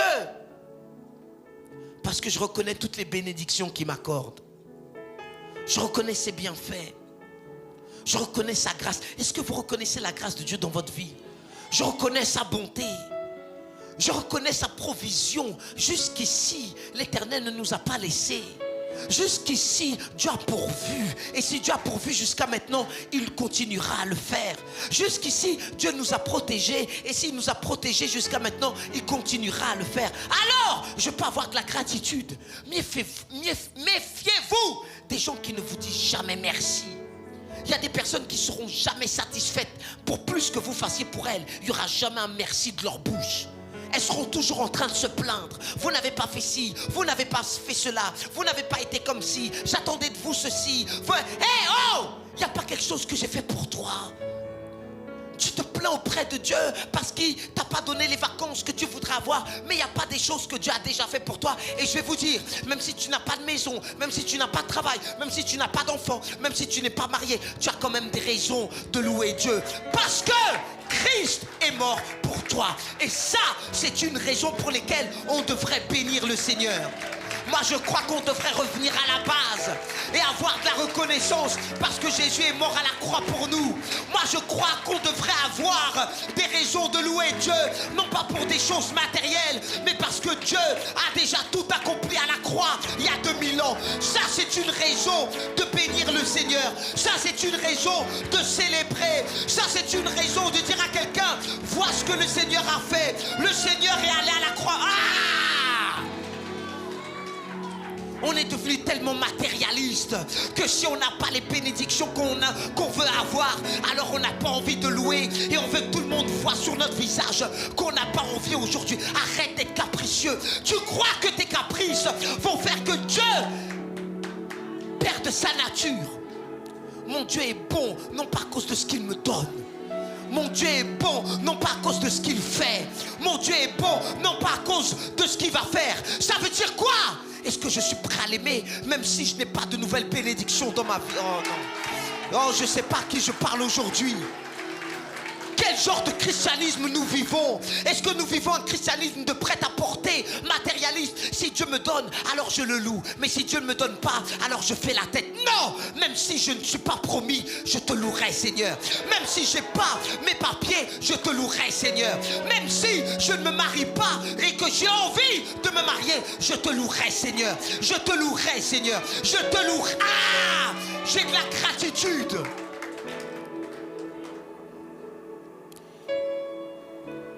Et puis, quatrièmement, c'est un amour de service. Les gens qui aiment servent. Parce que j'aime Dieu, alors je veux le servir. Je veux répondre aux besoins de la famille parce que j'aime Dieu. Je ne suis pas juste un spectateur, encore moins un commentateur. Je prends ce que j'ai et je le mets à contribution de la famille. Je prends ce que Dieu m'a donné et je le mets à contribution. Là où il y a de l'amour, il y a du service. Vous voulez que je répète? Là où il y a de l'amour, il y a du service. Les gens qui vous serviront, ce sont des gens qui vous aiment. Le monde ne nous apprend pas à aimer. Le monde nous apprend à être des mercenaires. Il y a des gens qui travaillent, non pas par amour, mais c'est pour l'argent. C'est pour ça que Dieu ne veut pas que vous soyez comme les autres. Que vous viviez pour l'argent. Si tu es médecin, tu le fais par amour des gens que tu soignes et pas pour l'argent. Si tu travailles avec des bébés, tu le fais par amour et pas parce que ça rapporte plus d'argent. Notre don, ce que Dieu nous a donné, c'est pour le distribuer aux autres. Comment? Par amour. Si tu donnes à manger à des personnes qui sont dans le besoin, c'est parce que tu aimes. Tu aimes. Les gens qui vous servent, ce sont des personnes qui aiment. Et croyez-moi, il y a beaucoup de personnes qui aiment notre église. Comment je le sais? Parce qu'elles servent notre église. Quand il fait froid, elles servent. Quand c'est facile, elles servent. Quand c'est difficile, elles servent. Quand c'est en leur avantage, elles serviront. Mais quand c'est en leur désavantage, elles servent aussi. Et puis, on arrive à un niveau, à une catégorie supérieure. Et ça, c'est l'amour sacrificiel. C'est l'une des facettes les plus profondes de l'amour. D'ailleurs, c'est celle qui se rapproche le plus de l'amour de Dieu. Dieu a tant aimé le monde qu'il a sacrifié son Fils. Dieu prouve son amour envers nous, en ce que lorsque nous étions encore pécheurs, Christ s'est sacrifié pour nous. Le sacrifice, c'est un degré d'amour élevé. Tout le monde n'est pas prêt à se sacrifier pour vous. Vous m'avez entendu? Tout le monde n'est pas prêt à se sacrifier pour vous. L'ami aime en tout temps. Et quand vous êtes dans le malheur, il se montre un frère.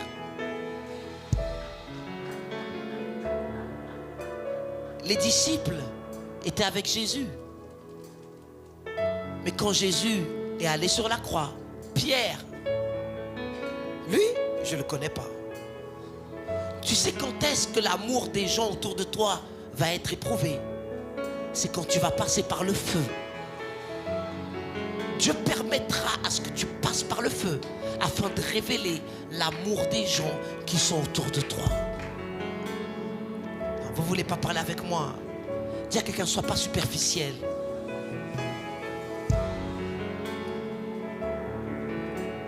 Je me suis toujours posé cette question. Seigneur, est-ce que je serais aussi zélé si je devais être pasteur, par exemple, en Afghanistan?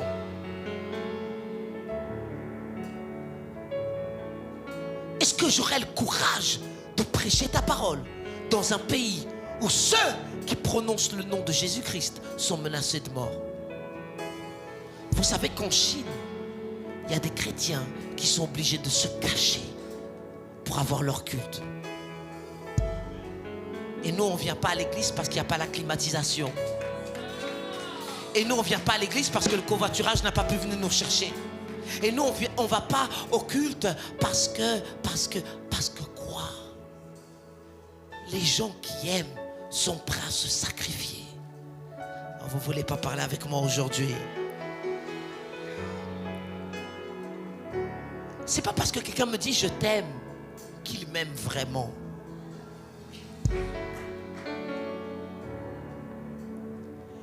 Il y a des personnes, et souvent l'amour d'un père n'est pas très compris. Parce qu'un père, il a le sens du sacrifice. Un père n'est peut-être pas celui qui va vous dire tout le temps je t'aime, je t'aime, je t'aime. Mais son sacrifice est en train de vocaliser je suis en train de t'aimer. Le fait qu'il aille travailler quand lui-même n'a pas envie d'aller travailler, c'est un sacrifice que parfois on ne sait pas reconnaître. Il y a des gens qui t'aiment sans te le dire. Comment je sais? Ils sont en train de sacrifier quelque chose pour ton bien-être.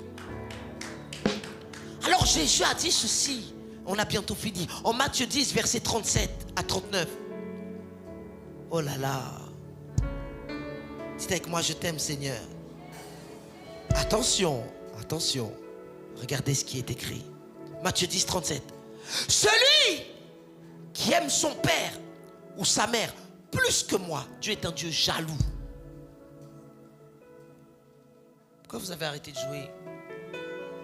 Celui qui aime son père ou sa mère plus que moi n'est pas digne de moi.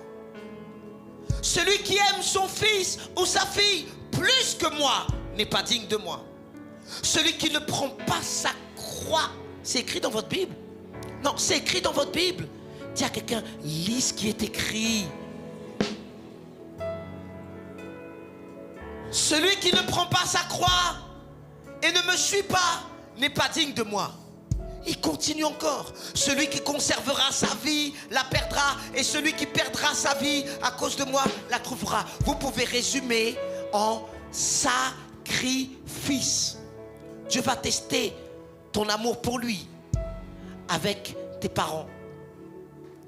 Dieu va tester ton amour pour lui avec ta famille. Jésus lui-même a été testé.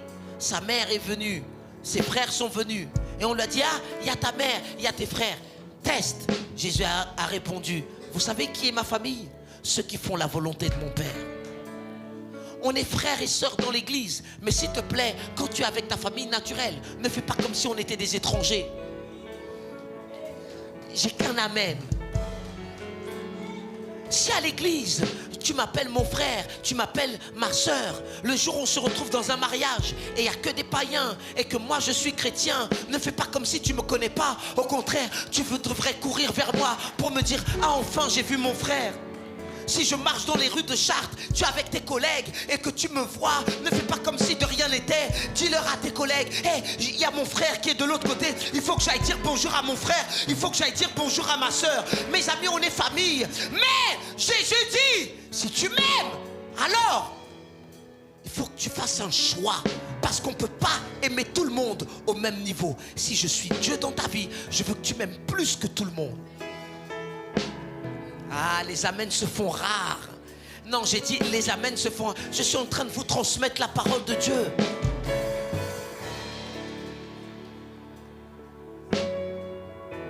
Dieu veut tout. Dieu veut que tu l'aimes plus que tout. Et certains, vous avez beaucoup de travail à faire. Parce que dès qu'il y a certaines personnes, vous aimez plus ces personnes que Dieu.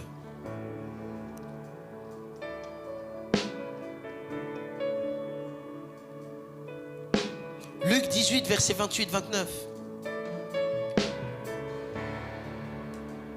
Pierre dit alors, voici, nous avons tout quitté et nous t'avons suivi. En d'autres mots, on a tout sacrifié pour toi.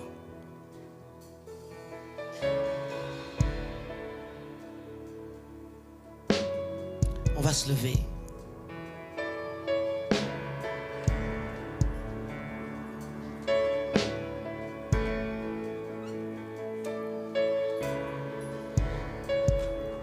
Dis à quelqu'un, ne résiste pas. Non, dites à quelqu'un, ne résiste pas. Ne résiste pas. Dieu veut que tu l'aimes davantage. Dieu veut que tu évolues dans ton amour pour lui. Dieu sait mesurer notre degré d'amour. Vous êtes prêts pour aller plus loin? Demandez à votre voisin, tu es prêt pour aller plus loin? Lorsque Dieu veut aimer davantage une personne, parce que même Dieu a des degrés d'amour, et on verra ça une autre fois. Mais comment vous pouvez savoir que Dieu est intéressé à votre cas? Quand Dieu veut t'aimer davantage, Dieu te demande de sacrifier davantage. Vous voulez que je répète? Quand Dieu veut t'aimer davantage, quand Dieu veut que tu l'aimes davantage, Dieu cherche un moyen à ce que toi, tu sacrifies davantage. Abraham, tu m'aimes? Ok. Je t'ai donné ce que toi tu voulais, un fils, Isaac. Maintenant, je veux tester ton amour. Je veux savoir, est-ce qu'Isaac est devenu ton Dieu? Est-ce que tu as que les yeux pour Isaac? Est-ce que tu es prêt? Parce que certains, quand vous êtes célibataire, vous aimez Dieu. Le jour où vous vous mariez, il n'y a plus rien pour Dieu. Maintenant, Abraham, je veux voir si toi et moi, on peut aller plus loin. Ne vous engagez pas à des personnes qui n'ont pas prouvé leur amour. Et l'amour se prouve. L'amour, c'est pas du blablabla. L'amour, ça se prouve. C'est pour ça que Dieu dit, on aimera en action et en vérité. Alors Abraham, je vais mettre ton amour à l'épreuve. Donne-moi ton fils, ton unique, celui que tu aimes. C'est pour ça que Dieu a parlé à Abraham et pas à la maman. Parce que vous, maman et vos enfants, vous avez du mal à les lâcher. Vous avez du mal à les laisser partir. Vous savez, les enfants que Dieu vous donne, c'est pour un temps. D'ailleurs, vous devriez consacrer vos enfants à l'Éternel et dire, Seigneur, cet enfant que tu m'as donné, je te le donne. Ah. Dieu sait la prière que j'ai faite pour tous mes enfants. J'ai dit, Seigneur, chacun d'entre eux qui partent au plus vite pour faire ton œuvre. Je ne veux pas les garder toute ma vie dans la maison. Déjà, ils prennent beaucoup trop de place. À un moment donné, j'ai envie de me retrouver seul avec ma femme. Alléluia. Amen. Amen. Plus vite ils partent, mieux ça sera. On va refaire une autre lune de miel, juste à deux. Alors Dieu dit à Abraham, Abraham, j'ai un plan pour toi. Donne-moi ton fils. Abraham aime tellement Dieu qu'il ne réfléchit pas. Le matin même, il le fait.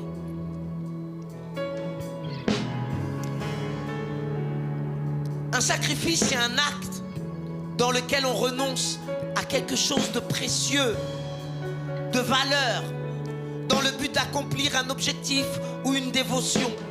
Ça veut dire quoi? J'abandonne quelque chose qui a de la valeur à mes yeux, pour Dieu.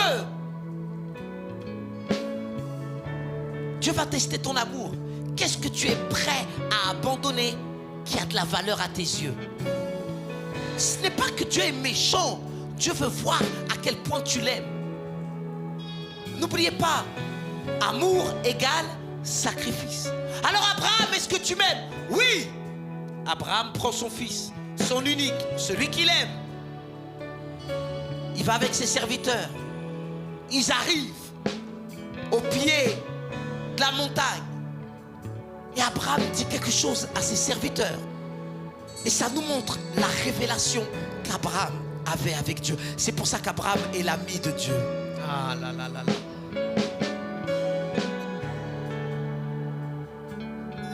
Ton sacrifice, c'est un acte d'adoration pour Dieu. L'adoration, ce n'est pas louer Dieu quand j'ai envie.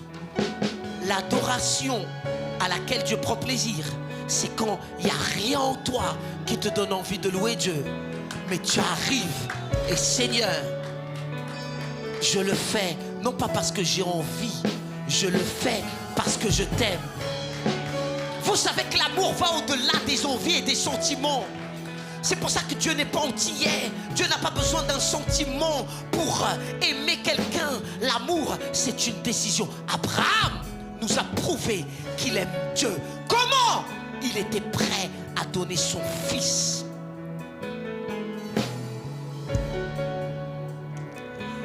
Et en Genèse 22, verset 5. Et Abraham dit à ses serviteurs, restez ici avec l'âne. Moi et le jeune homme, c'est son fils, nous irons jusque-là. Pourquoi? Pourquoi? Pourquoi? Pourquoi? Pourquoi? Qu'est-ce que tu es prêt à sacrifier pour Dieu? C'est de l'adoration. C'est de l'adoration. Peut-être que tu vas sacrifier le sport pour Dieu. Ça sera de l'adoration. Peut-être que tu vas sacrifier une prime au travail parce que le dimanche, c'est mieux payé. Peut-être que tu vas sacrifier. Mais quand tu aimes, tu sacrifies. C'est pas très populaire aujourd'hui au XXIe siècle de prêcher ça à l'église. Mais mes amis, c'est la Bible. C'est ça qui fait que des chrétiens durent dans le temps. Parce qu'ils ont tellement sacrifié. Crois-moi, quand tu sacrifies beaucoup, ça a beaucoup de valeur. Quand tu sacrifies beaucoup, ça a beaucoup de valeur. Quand tu sacrifies peu, ça n'a pas beaucoup de valeur.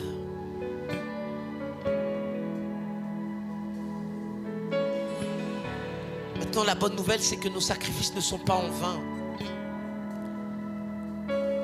Alors Abraham a dit, nous irons jusque-là pour adorer, mais nous reviendrons auprès de vous. Ça veut dire quoi? Tout ce que je sacrifie pour Dieu, je sais que ce n'est pas en vain. Je sais que ça va revenir. C'est pour ça que je dis, celui qui aura sacrifié par amour de moi, ses pères, ses mères, ses frères, ses enfants, recevra dans le siècle présent, au-delà de ce que tu as laissé. Il n'y a que les gens qui ont peur, qui ne sont pas prêts à sacrifier pour Dieu. Il n'y a que les gens qui sont craintifs, qui ne sont pas prêts à tout donner pour Dieu. Mais quand tu arrives au point où tu sais qui Dieu est, Seigneur, tu me demandes mon temps, je te le donnerai. Tu me demandes de me réveiller plus tôt. Certains d'entre vous, Dieu vous demande de vous réveiller plus tôt. Avant de partir, Dieu veut passer du temps avec vous. Ça va être un sacrifice parce que vous aimez beaucoup ronfler le matin. Faites-le et vous allez voir ce que vous allez récupérer après. Ton temps peut être un sacrifice. Ton service peut être un sacrifice. Ton argent peut être un sacrifice. Dites un grand amen. Ta louange peut être un sacrifice. Alors j'aime Dieu. Parce que j'aime, je suis prêt à sacrifier ce que Dieu veut que je sacrifie. Mais je reçois au-delà de mon sacrifice. Et quand Abraham était sur le point de sacrifier son fils, Dieu lui a dit, c'est bon, c'est bon, c'est bon, c'est bon, c'est bon, c'est bon, c'est bon, c'est bon. Abraham, ne le fais pas, j'ai vu que tu m'aimes. J'ai testé ton amour, il est fiable. Alors maintenant, toi et moi, on va passer à une autre dimension. Tu veux passer dans une dimension supérieure avec Dieu, aime-le davantage. Aime Dieu davantage.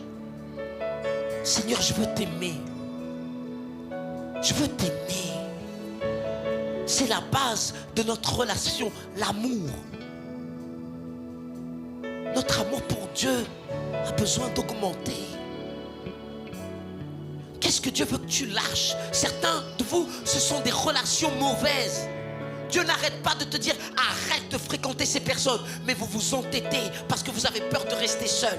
D'abord, tu prouves ton amour pour Dieu. Ensuite, Dieu te donnera.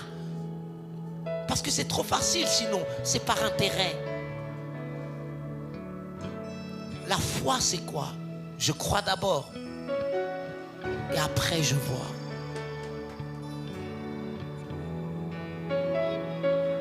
Alors tu aimeras le Seigneur ton Dieu comment? De tout ton cœur. Comment? De toute ton âme. Comment? De toute ta force. Comment? Et puis quand tu aimes Dieu, tu aimeras ton prochain comme toi-même. Et ça on verra une prochaine fois. Mais écoutez-moi, vous ne pouvez pas aimer votre prochain comme vous-même tant que vous n'avez pas expérimenté l'amour de Dieu.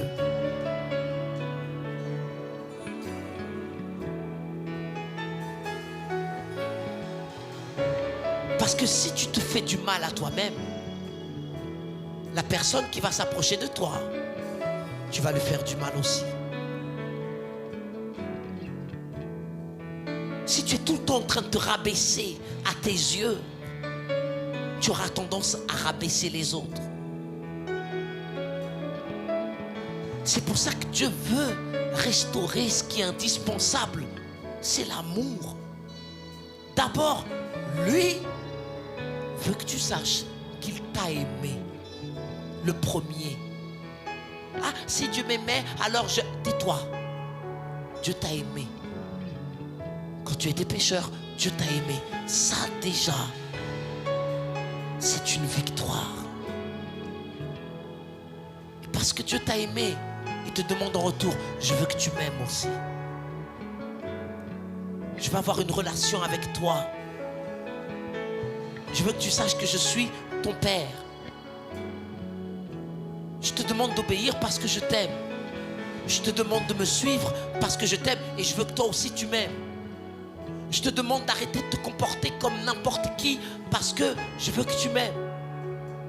Si je te demande d'arrêter de mentir, c'est parce que je veux que tu m'aimes. D'abord, j'aime le Seigneur. Après, je fais le reste. Ne venez pas avec des règles. Beaucoup d'entre vous, vous vous trompez de priorité. La priorité, ce n'est pas il faut que tu fasses, il faut que tu fasses, il faut que tu fasses. Apprenez-moi à aimer Dieu.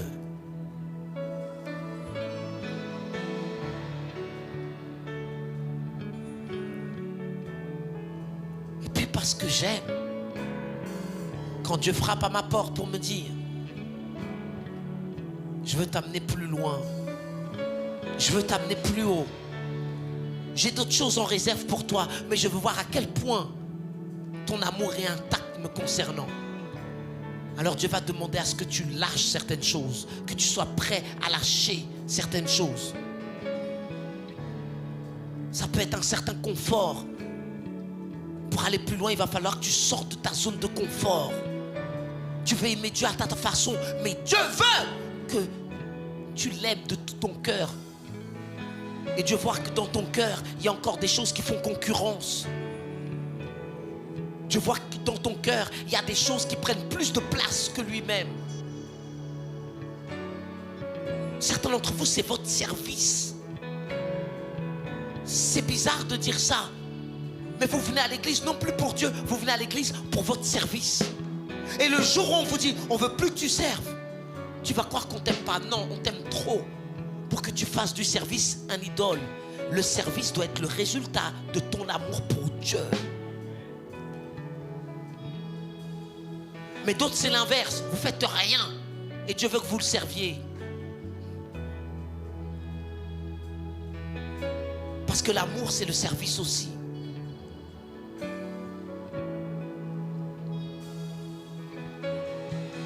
Et puis un jour, Dieu va te demander de sacrifier pour voir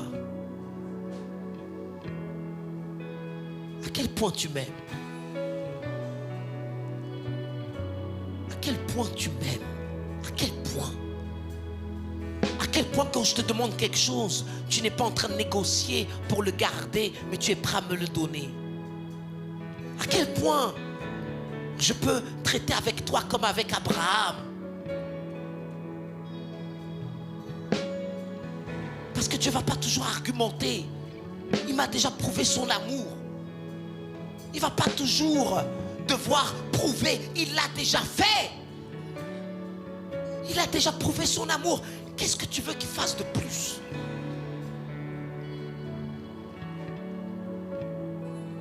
On va fermer nos yeux. Allez, tout le monde, fermez vos yeux. Je veux que vous permettiez au Saint-Esprit de vous ministrer dans votre cœur. Quel est ton prochain pas de ton amour envers Dieu? À certains, Dieu vous dit, tu m'aimes, mais tu ne peux même pas veiller 1 heure dans ma présence. Alors que pour regarder des films, tu es prêt à faire des efforts pour regarder ta série. Tu es prêt à faire des efforts pour aller au cinéma. Tu es prêt à faire des efforts. Mais veiller 1 heure par jour dans ma présence. Alors peut-être que c'est ça que Dieu veut. Et c'est une confirmation que tu as aujourd'hui d'une manière audible.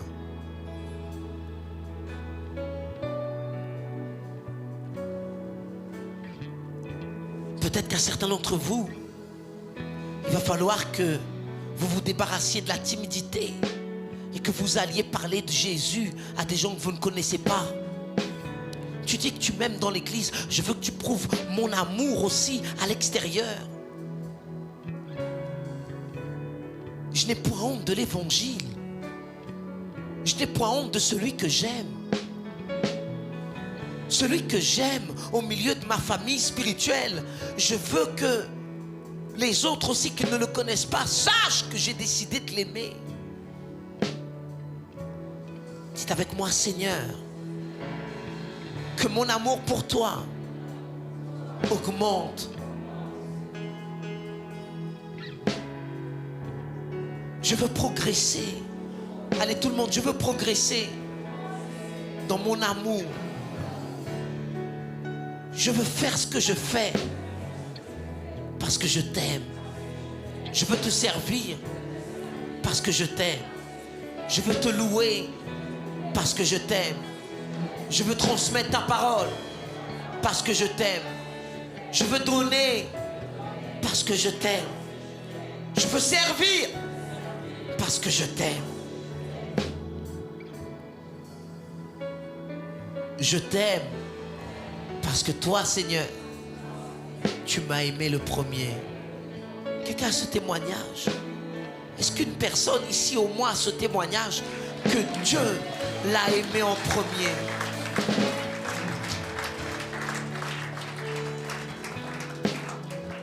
Mettez votre main sur votre cœur et dites avec moi, Saint-Esprit, montre-moi quels sont les domaines de ma vie où il y a de la résistance. Montre-moi les choses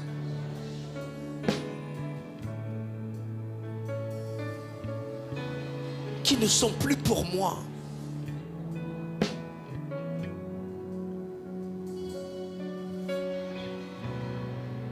Montre-moi, Seigneur,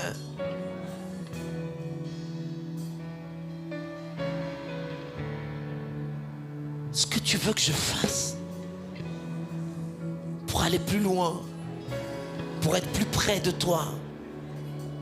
Ne me laisse pas au même niveau. Que mon amour fasse des progrès. De tout mon cœur, de toute mon âme, de toutes mes forces, de toute ma pensée. Je veux t'aimer. Je veux grandir. Je veux devenir mature dans mon amour pour toi. Je ne veux plus d'égoïsme. Débarrasse-moi de l'égoïsme. Débarrasse-moi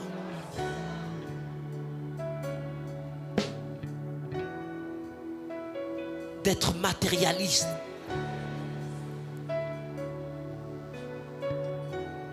Ton amour n'est pas dans les choses, mais dans la relation que tu me permets d'avoir avec toi, Seigneur. Que mon cœur soit rempli de ton amour afin que je puisse t'aimer en retour. Tu m'as aimé le premier. Tu m'as aimé le premier. Tu m'as aimé le premier. Malgré ce qui m'est arrivé, tu m'as aimé le premier. Malgré ce qui s'est passé, tu m'as aimé le premier. Dans le nom de Jésus, on va applaudir notre Dieu. J'ai dit on va applaudir notre Dieu.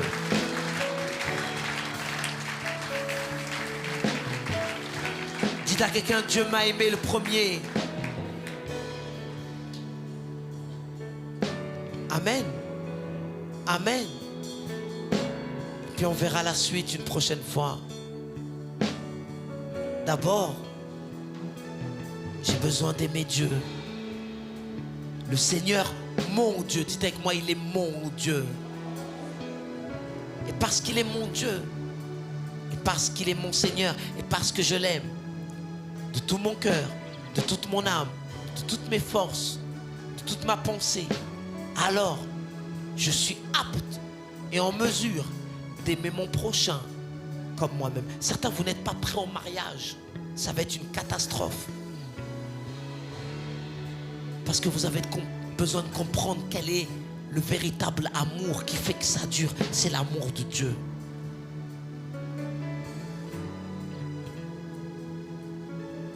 Et avant de vouloir aimer quelqu'un, il faut que tu te poses la question, est-ce que tu t'aimes toi-même? On verra ça une prochaine fois. Mais certains, vous n'êtes pas prêts à aimer parce que vous ne savez pas vous aimer vous-même.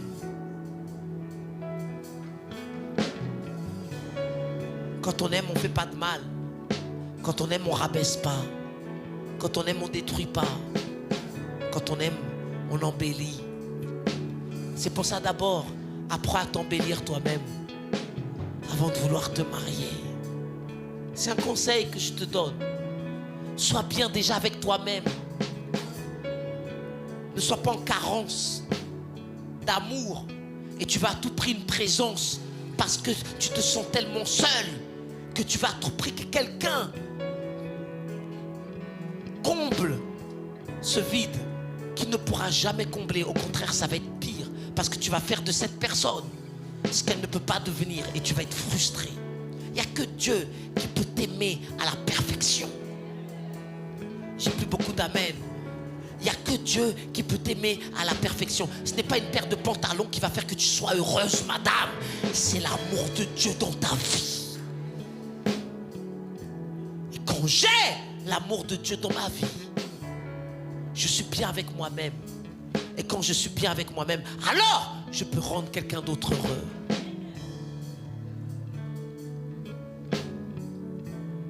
Je ne suis pas manipulatrice. Je fais un enfant pour que tu restes.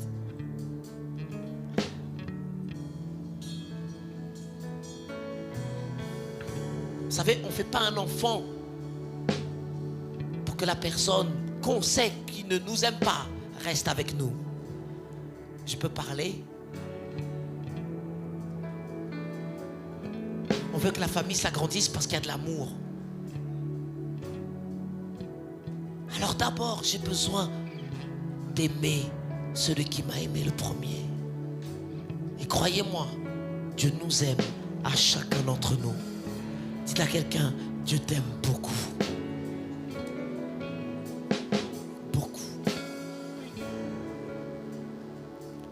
Et parce que Dieu m'aime, moi je l'aime aussi.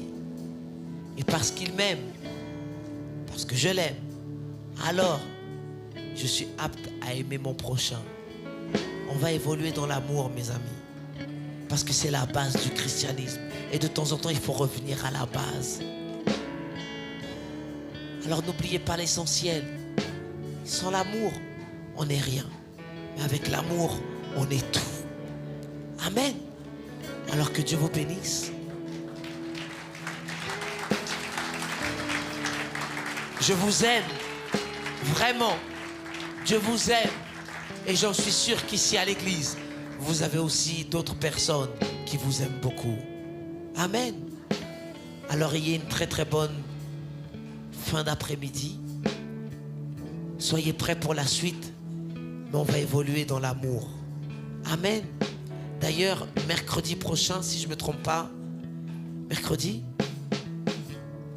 notre amour va sortir des frontières de notre église.